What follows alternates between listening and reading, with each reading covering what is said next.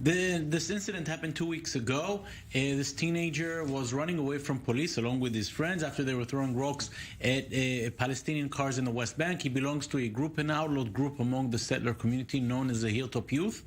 And they were throwing rocks, as mentioned, on Palestinian cars. Then they were chased by police, and then in an accident which took place, this kid, a 16-year-old, Ahavia Sandak, he was killed. Those are the facts. As of now on, there's a throw of responsibility as to who's responsible for his death. The settlers claim that it's police. They chased him and basically led to his death. On the other hand, police are saying that yes, while they were holding a chase following this car, it was driven by people without a driver's license, and eventually the car turned over. If they'd only stopped at the police checkpoint, none of this would have happened.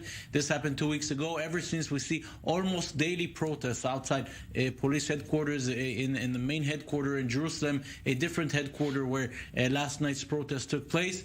And we're seeing quite a lot of violence on both sides. It began with violence from the protesters. It was answered by rough means coming from police. And this is clearly an ongoing thing, and it doesn't seem to be solved anytime soon. There's a lot of anger among the Hilltop Youth. They clearly blame the police for the kid's death.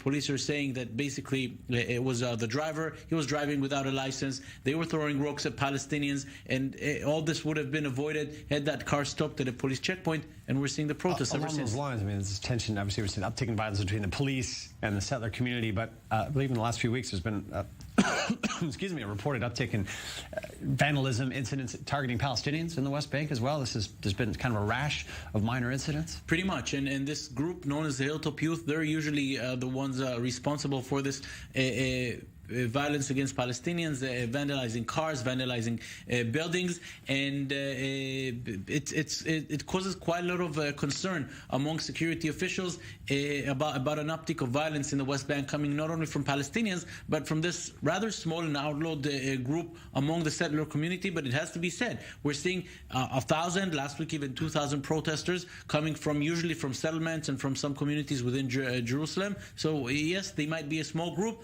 but they have the support of quite a lot of members of the community, and also from politicians and dignitaries, and they do enjoy a certain support, which makes the police dealing with them quite difficult. Jonathan Reagan.